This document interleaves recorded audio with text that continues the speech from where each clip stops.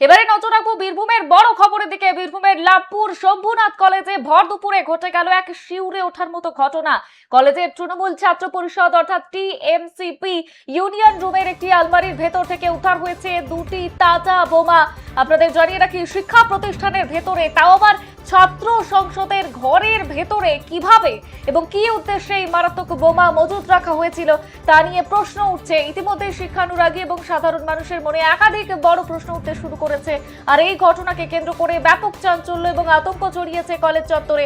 স্থানীয় এবং পুলিশ সূত্রে যেমনটা জানা যাচ্ছে, মঙ্গলবার আচমকাই লাভপুর শম্ভুনাথ কলেজের তৃণমূল ছাত্র ইউনিয়নের ঘরটির একটি আলমারিতে বোমা সদৃশ বস্তু দেখতে পাওয়া যায়। খবর চড়া মাত্রই হুড়োহুড়ি পড়ে যায় গোটা কলেজে। খবর দেওয়া হয় স্থানীয় থানায়। লাভপুর থানার পুলিশ দ্রুত ঘটনাস্থলে পৌঁছে গোটা এলাকাটি সুরক্ষার স্বার্থে কর্ডন বা ঘিরে ফেলেন। এদিকে পুলিশ আলমারির ভেতরে তল্লাশি চালিয়ে দুটি তাজা সকেট বোমা উদ্ধার করেছে। উদ্ধার হওয়া বোমা দুটি অত্যন্ত শক্তিশালী, অর্থাৎ তাজা এবং সচল থাকায় কোনো রকম ঝুঁকি নেয়নি পুলিশ প্রশাসন। বোমাগুলিকে সুরক্ষিত জায়গায় রেখে দ্রুত নিষ্ক্রিয় করার জন্য ইতিমধ্যেই সিআইডির বম্ব ডিসপোজাল স্কোয়াডকে খবর দেওয়া হয়েছে। আর তারা এসে পৌঁছালেই বোমা দুটিকে ফাঁকা জায়গায় নিয়ে গিয়ে নিষ্ক্রিয় করা হবে বলেই পুলিশ সূত্রে খবর। শিক্ষা প্রতিষ্ঠানের অন্দরে ছাত্র ইউনিয়নের ঘরে বোমা উদ্ধারের ঘটনাকে কেন্দ্র করে শুরু হয়েছে জোরদার রাজনৈতিক চর্চা। বিরোধীদের অভিযোগ, ক্যাম্পাস চত্বরে ভয়ের পরিবেশ তৈরি করতে এবং বহিরাগতদের এনে অশান্তি পাকাতেই শাসক দলের ছাত্র সংগঠনের ঘরে এই বোমা মজুত করে রাখা হয়েছিল।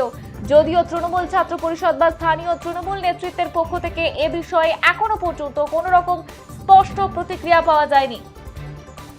এই মুহূর্তে যে বড় খবরের দিকে নজর রয়েছে আমাদের, আপনাদের জানিয়ে রাখি, লাভপুর শম্ভুনাথ কলেজে তাজা বোমা উদ্ধার। তৃণমূল ছাত্র ইউনিয়নের রুমের আলমারি থেকেই উদ্ধার হয়েছে এই দুটি তাজা বোমা। আর শিক্ষা প্রতিষ্ঠানের অন্দরে ছাত্র সংসদের ঘরের ভেতরে কিভাবে এলো এই তাজা বোমা তা নিয়ে প্রশ্ন উঠছে। শুধু তাই নয়, আর এই গোটা ঘটনায় ঘটনাস্থলে পৌঁছেছে পুলিশ। এরপর গোটা এলাকা ঘিরে ফেলেছে লাভপুর থানার পুলিশ। খবর দেওয়া হয়েছে সিআইডির বম্ব স্কোয়াডকে। কি উদ্দেশ্যে এবং কারা এই বোমা মজুত করে রেখেছিল তা নিয়ে উঠছে প্রশ্ন।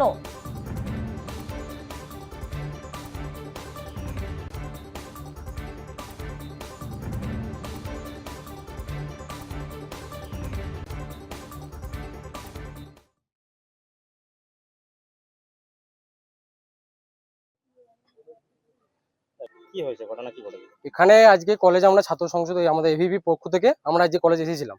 ঠিক আছে, আমরা কলেজে এসে আমরা ছাত্র সংসদে ঢুকে আমরা দেখছি এখানে বোম পাওয়া যাচ্ছে। আজকে যে অ্যাসাইনমেন্ট ছিল সব গায়েব এখান থেকে অ্যাসাইনমেন্ট। ঠিক আছে, এখানে প্রিন্সিপাল পুরো স্টাফ এখানে সব জড়িত।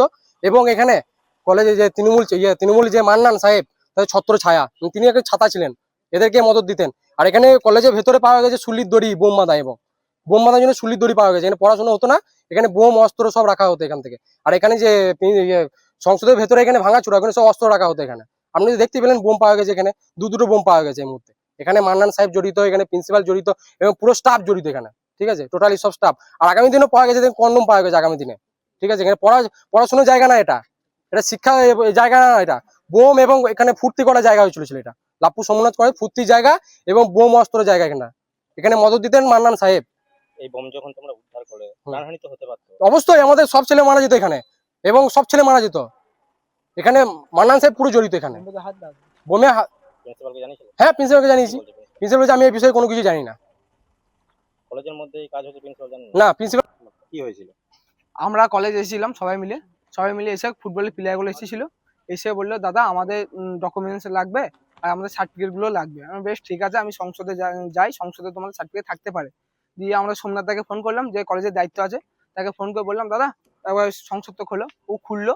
আর তার আগে যত অ্যাসাইনমেন্ট ছিল সব বার করে নিয়েছে। সব কিচ্ছু নেই, অ্যাসাইনমেন্ট থেকে ফুটবল থেকে ব্যাট বল থেকে সব বার করে নিয়েছে। আবার কলেজে যে দুটো গাড়ি ছিল সেই দুটো গাড়িও টিএমসি নেতাগুলো বার করে নিয়েছে। তারপরে আমি আলমারিটা খোলো, আলমারিতে কিছু থাকে।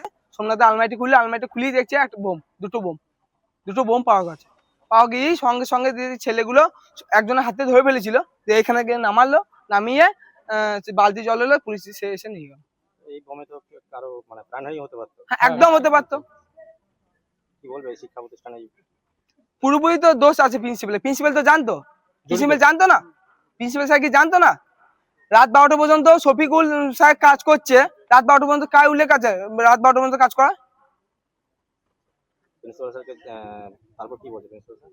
স্যার বলছে আমি জানি না, আমি কিছুই জানতাম না। স্যারের কলেজের স্যার জানতো না। এখন কি চাই?